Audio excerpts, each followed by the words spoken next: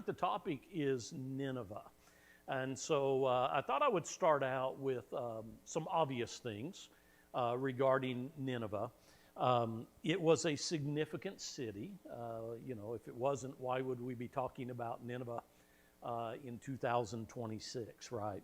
But it was a large city, and let me see if I can remember what I put in this PowerPoint.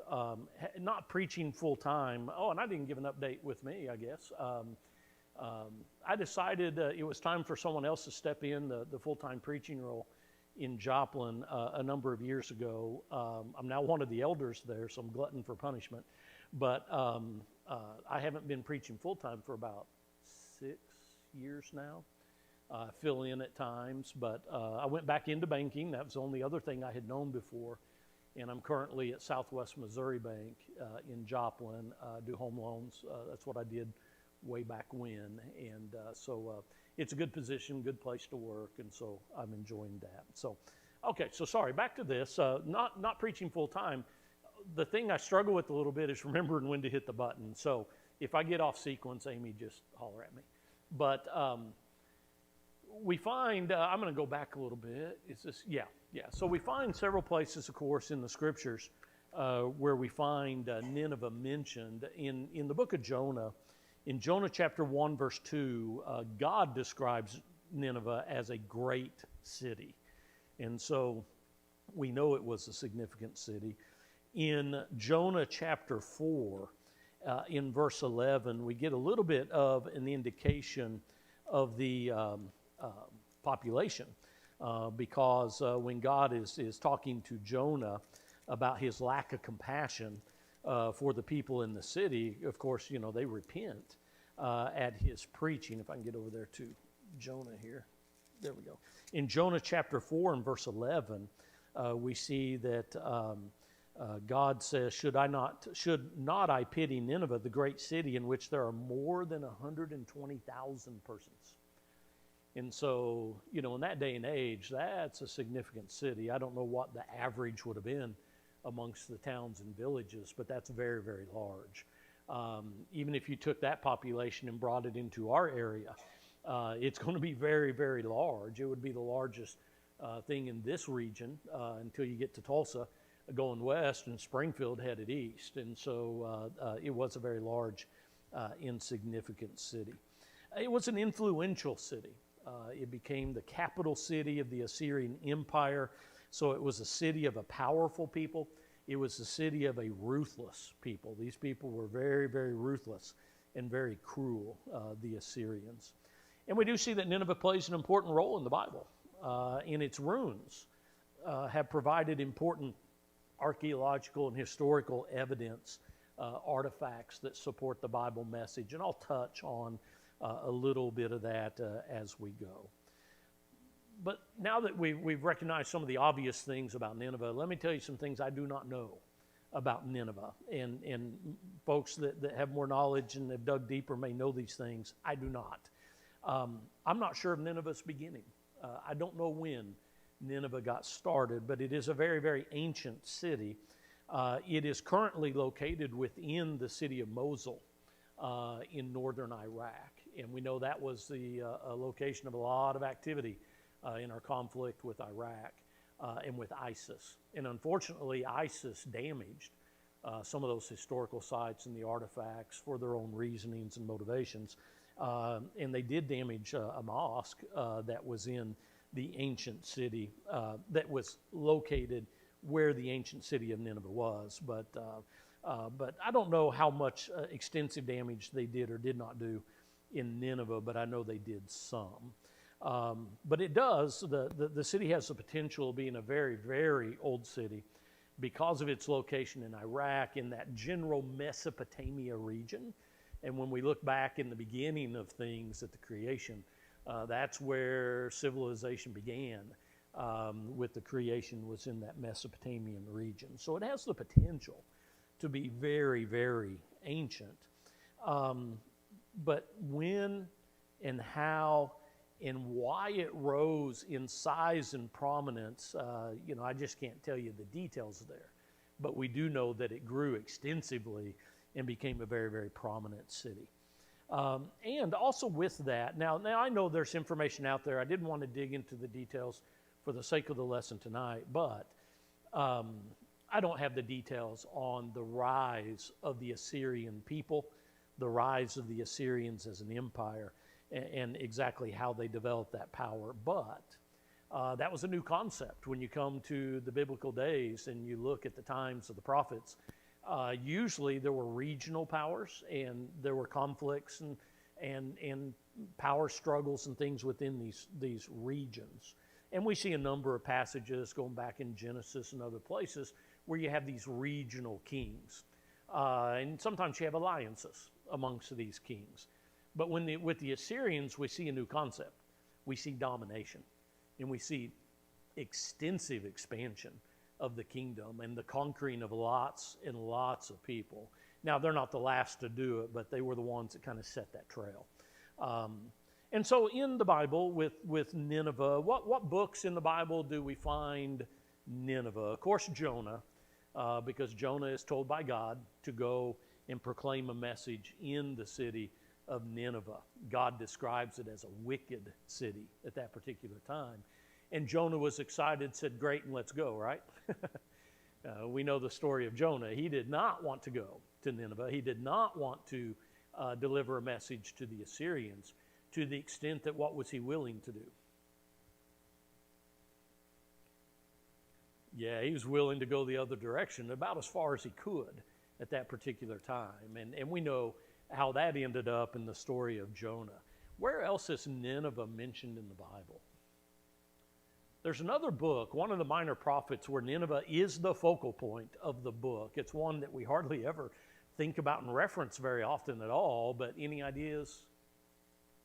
The way I remember it in my mind is I just remember it also starts with N. And so the minor prophet that starts with N, Nahum, is the prophet that talks about the city of Nineveh. When we come to Nahum, God is describing the city of Nineveh as a wicked city again. Any idea how much time frame is between Jonah and Nahum? Estimates will range a little bit. It's a minimum of 100 years. It may be closer to 150 years. So Jonah marches into Nineveh. He proclaims his message, which, what was the message, by the way? Repent or you're going to be destroyed. Yeah. And what did the people do?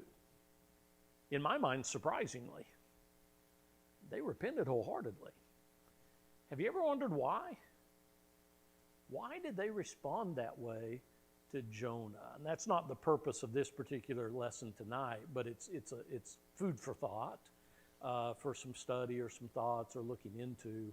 But obviously, Jonah being swallowed by a fish and surviving that, if word about that, which I think it would have, traveled with Jonah, that's certainly going to impress some things upon the minds of the Assyrians.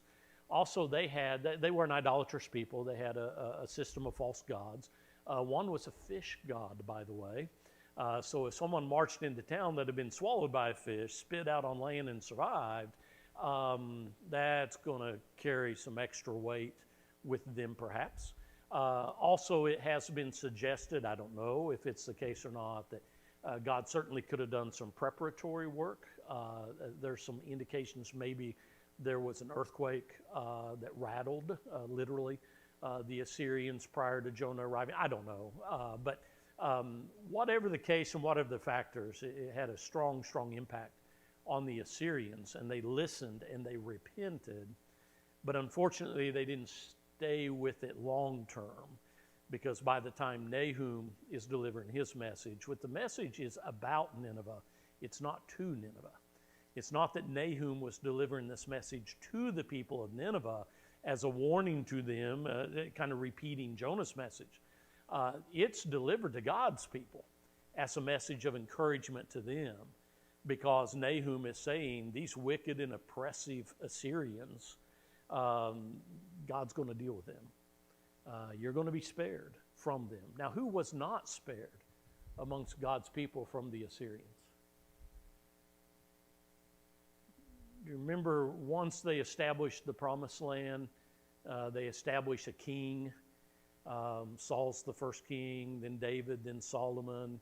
Because of Solomon's issues with idolatry and going astray, God says, your sons aren't going to rule over all my people, and the kingdom gets divided. And so you have Israel to the north, you have Judah to the south. What happens to that northern nation of Israel? In 722 BC, these Assyrians invade and overthrow the nation. The northern nation of Israel would never become its own nation again. They take a lot of the Israelites from northern Israel. They take them into captivity. They bring a lot of other folks from other portions and regions and lands that they've conquered. They transplant people. So they take a good number of the Israelites, God's people, out of Israel. They bring a lot of other nations, people from other nations, Gentiles, into Israel and put them there. That was strategic so that people would have a hard time uniting and unifying against the Assyrians. And so what happens over time is that develops into Samaria. And so in the days of Jesus, you have Judah to the south, Samaria in the middle, Galilee to the north. And what did the Jews as a whole think about those Samaritans stuck in the middle there? They did not like them at all, because they saw them as impure in terms of the Jewish viewpoint because of the mixing of the Jewish people and the Gentile people. Well, that dates back to the 700s BC and the actions taken by the Assyrians. And so you still see the impacts of that in Jesus' day, where the Jews, as a matter of fact, traveling from Judah to Galilee or Galilee to Judah, would normally do what in regards to Samaria? They'd go around it. They'd go out of their way, literally, and travel a farther distance so that they wouldn't go through Samaria.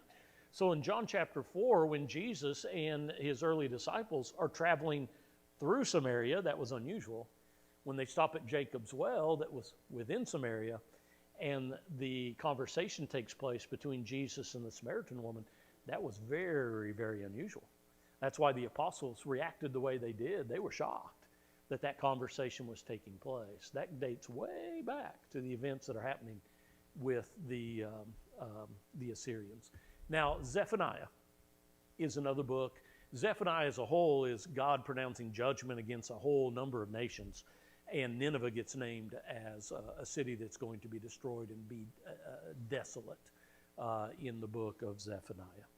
So there's some places in which we see the reference to Nineveh by name, by city. In 2 Kings chapter 17 through about 19, in Isaiah chapters 36 and 37, we have some events involving the Assyrian army, some of the Assyrian kings, and we have there recorded the fall of Israel.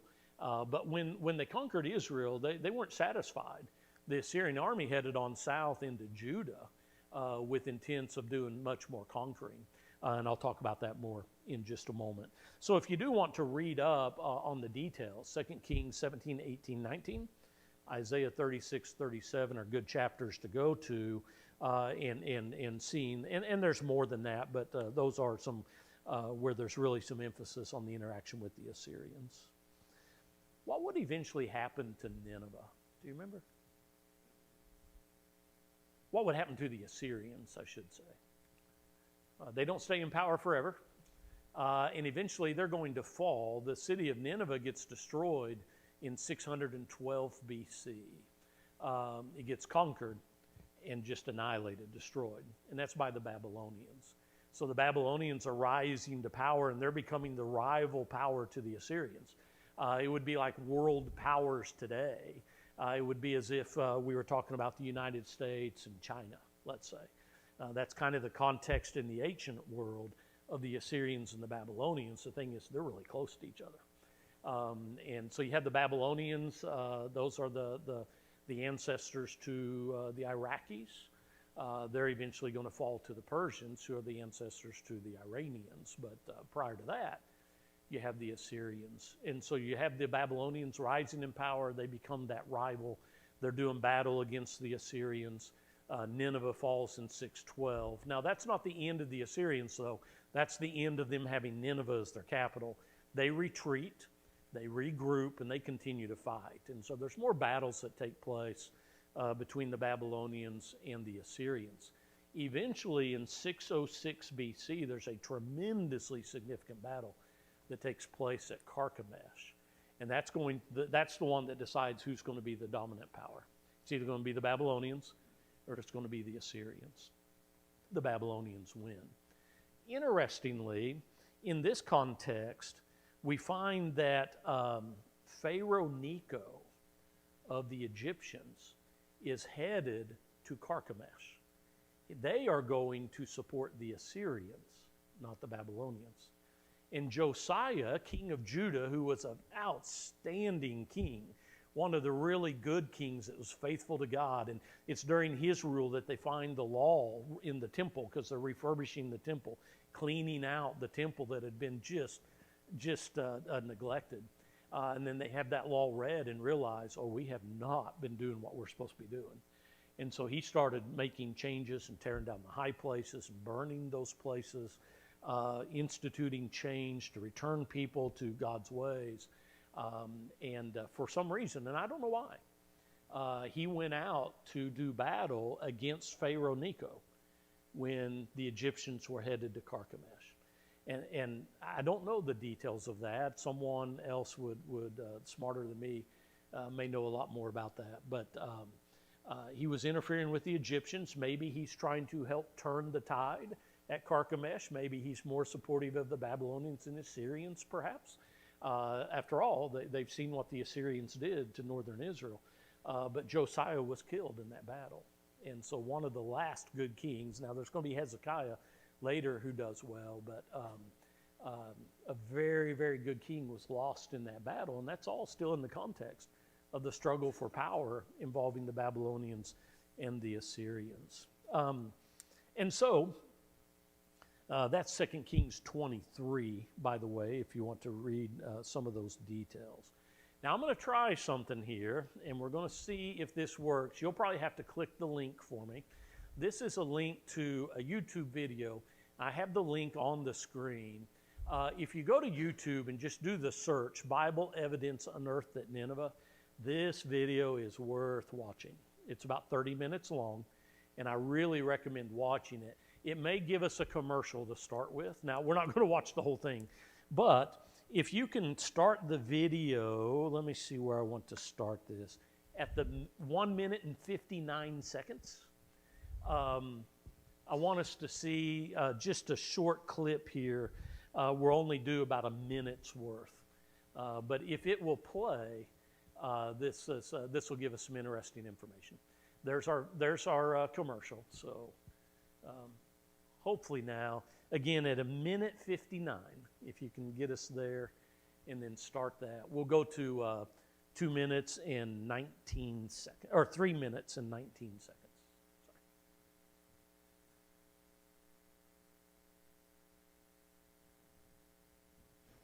I'll give you a second and see what this will do. This will show us the ancient site of Nineveh. Again, it's right in the current modern-day city of Mosul in Iraq. And this will give us an idea of the size of Nineveh because you can see the ancient walls of Nineveh today to where it sat back in its day. And if you can play it, I'll just kind of narrate it if need be. This is one of the early explorers that his name is Taylor, and he discovered some of the things at Nineveh, including the Taylor prison, which I'll talk about here in just a moment. Doesn't need to stand over here. So it talks about him coming to the walls of Nineveh. You can see they've excavated a little bit of those. You can see where that red arrow is pointing. It just looks like a hill. And that's just the dirt and the sand that formed up over the walls. They've been digging out the actual walls, and you can see they discovered one of the gates. That dark line gives us the shape of ancient Nineveh in two hills. The one on the right is called the Hill of Jonah, by the way. The one on the left is where they found the palace. So this will give you a little bit. Notice the road going right by the ancient city walls. And so this will give you a little bit of an idea of how vastly large this area is. And so they're just going to pan here. That hill section right there is where the palace was discovered. This section right here, where you have the tiered walls, that's the hill of Jonah. Yes. And so that red outline, that's the ancient city of Nineveh, the ancient walls. And so you can see that is a large, large area. I'd like to come back to that video here in a little bit at the 11-minute, 19-second mark. So 11:19, and I'll show a little bit more, and I'll just narrate that. But and so Taylor, a British archaeologist, discovered what's known as the Taylor Prison, 5-sided cylinder in cuneiform writing, and there's the view of it. That's in the British Museum now. The problem was when they discovered it, they couldn't read it. But there were advances being made at that time because more discovery was being made involving cuneiform writing, and they eventually discovered or deciphered that language and can read this. I'll come back to that here in just a little bit. That was in 1830 when that was found. So think about this. What year did I say the city was destroyed? 612 BC. It wasn't rediscovered by those searching for it until the early 1800s. Now, Taylor wasn't the first to discover it, but he was the one to discover this very, very significant artifact. But it's early 1800s before this city is discovered. And so it's out there in the desert, covered by the sand and the dirt for centuries. This once huge, magnificent, prominent city. When God said it was going to be desolated, it was desolated. Okay? And so, with Layard, another British archaeologist, he goes to Nineveh, and he decides he's going to look at these mounds that are within the city. And he goes to the large one, based on the lay of the land and some different features. He picks his spot and starts digging, and he struck a wall. And that wall became, as they excavated that, it was discovered it was part of the palace. That was the king's palace during the prominent days of the Assyrian Empire. And so they've done some extensive excavation there. There's much more that they could do. But in the video, if you do go on YouTube, and I'll give you that link if you want it afterwards, but again, it's definitely worth watching. But they found extensive walls, hallways, sculptures, gateways, lots and lots of different things within the city of Nineveh. And to think about what that would have been like in its grandeur, that would have been quite the city to behold. If you'll go to that 11:19 mark, let's go ahead and play that. And so what he's pointing out here is this is a whole overhead view of what they excavate. Now he's going to a museum here, and these pieces of stone were taken out of the palace there at Nineveh. And what he found, if you'll pause it right there for just a moment, and right there's fine, yeah.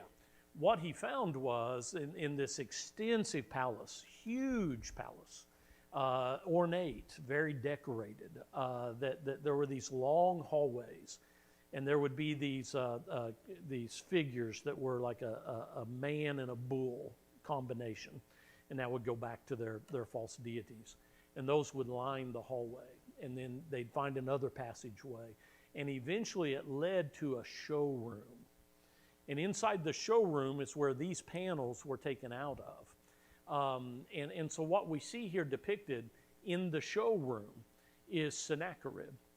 And so now we have an individual represented on the wall that's named specifically a number of times in the Bible. So now we have the confirmation of a name from the biblical text, Sennacherib. And he was a ruthless king when it came to enemies. And so here he is sitting on a chair, his throne, but not in Nineveh, but on a hill, and he's giving directions. And above, I don't know, does this have a laser? But above there's a rectangular box with writing in it.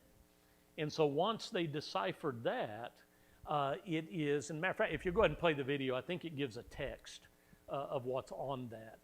But it is depicting him sending his army in for battle. And I do believe it'll give us, this is one of the men that helped decipher cuneiform so that these things could be read. Give it just a moment. Yeah, it'll highlight here in just a moment. Okay, Sennacherib, the mighty king, king of the country of Assyria, sitting on the throne of judgment before, at the entrance of, the city of Lachish. I give permission for its what? Slaughter.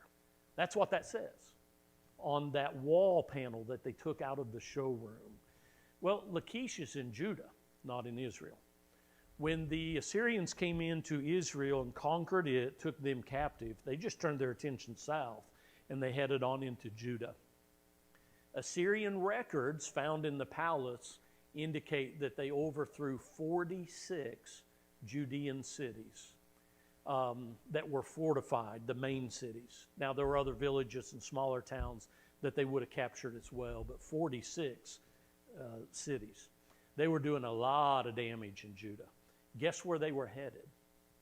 Well, they went to Lachish. Lachish was a stronghold in Judah. It was a military-based type city. It was a strategic position. It was there for defense of Judah, and the Assyrians went after it and attacked it. They overthrew Lachish. Lachish fell to the Assyrians. So Sennacherib basically set up shop at Lachish, and then he would direct his army and give orders from there. Guess where they were headed? Where would Sennacherib want? What would he want to target in Judah? Jerusalem. He's going to go after the capital. He's going to conquer the king of Judah, who happens to be Hezekiah. And this happens to be during the days of Isaiah. And so Hezekiah sends his army. His army surrounds Jerusalem. People have retreated, and so now there's lots of people in Jerusalem. Hezekiah is fearful. He pays a bounty to Sennacherib. He takes gold and silver out of the temple. He removes gold plating off the doors of the temple and other things. And he's trying to pay off and satisfy Sennacherib. But Sennacherib was not going to be satisfied until the city was conquered. And so he's threatening. And here's where we can go to Isaiah 36 and 37. You can go to the passages in 2 Kings, I believe it's 19. He's threatening. He's having his messengers threaten Hezekiah. He's taunting the people. Your God can't save you. Don't listen to Hezekiah. Where's your God been when we overthrew all these other cities? They can't even slow us down. You know, you might as well give in and surrender now. What happens to the Assyrian army at Jerusalem? Do you remember? In Isaiah chapter 37, let me put my glasses back on. Isaiah chapter 37 and verse 36. In one night, the angel of the Lord destroys the Assyrian army.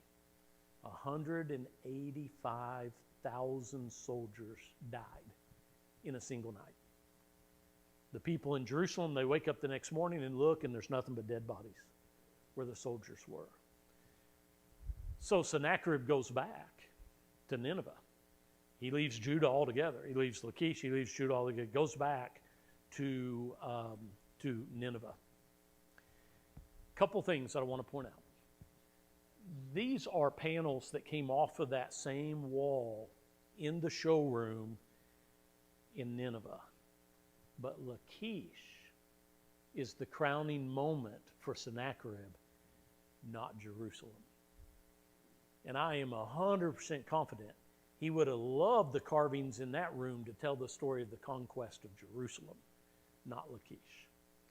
But he had to settle for Lachish because his army got wiped out at Jerusalem by God.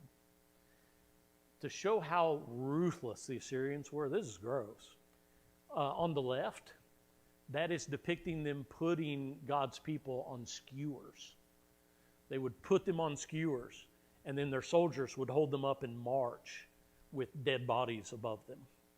On the right, that's a depiction of them skinning people.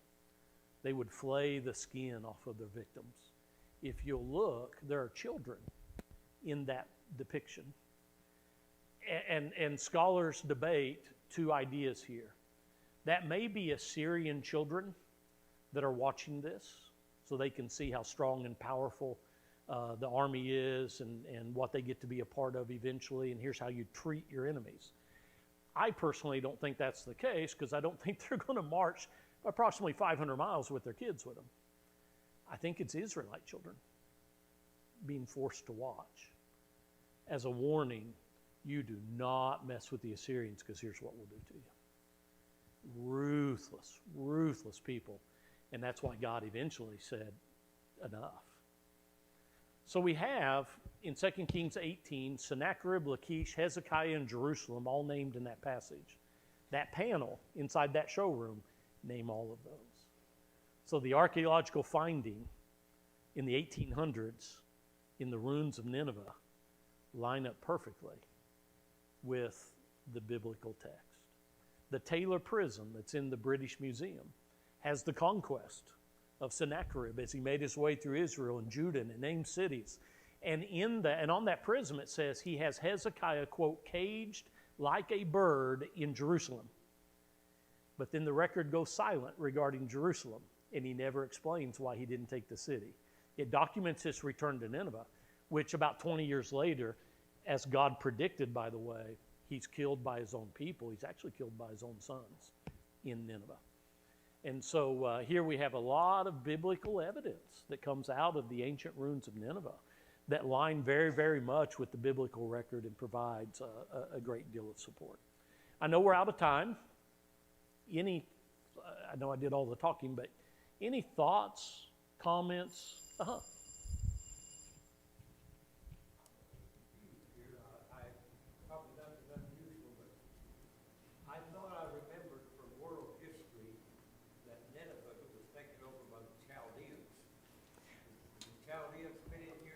Yes, Chaldeans is another name for the Babylonians.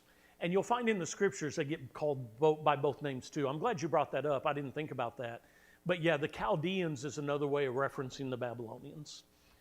And then the Babylonians are going to rise to power. Now the Babylonians are the ones that eventually come into Judah and take Judah. And you have the 70-year-long Babylonian captivity. Then the Persians, Medes join first forces. They overthrow the Babylonians, and Cyrus, the Persian king, gives the order, as predicted by Isaiah about 150 years earlier, that God's people can return back home. And they do, and rebuild the temple and get things started back.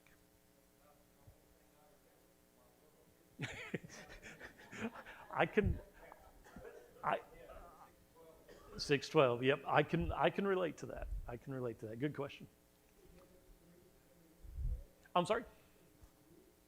Yes, yeah, and then eventually it's Greeks with Alexander the Great, and then you get to the Romans. And you can go to Daniel 2 and you see the image that Nebuchadnezzar saw and the different types of material in the statue, and it represents those empires. And then eventually, in the days of Rome, Jesus would arrive. But it's a fascinating lesson in some world history events, but in a biblical context. Shows the fulfillment of Scripture and then the evidence that just provides that extra biblical reinforcement and evidence for the validity of the Scriptures. Nineveh is very, very significant in that way. Anything else? It seems like there's so much more we could cover, but it goes quick, and I'm already over time. Surprise, surprise.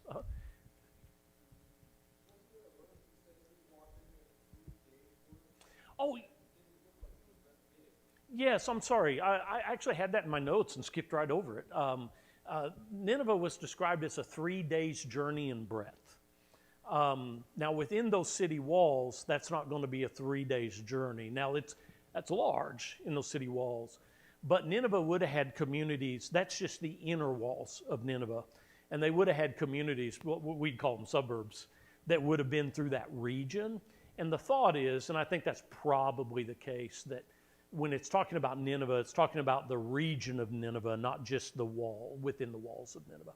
Yeah, but that's true. Thank you for pointing that out, because I skipped right over it, that it was described as a 3 days journey in breadth. And so there the city was significant, but the whole region would have been developed. Anything else? All right. So at this point, I didn't ask beforehand, so I believe I stop and turn it over to somebody else. Is that right? Okay. All right. All right.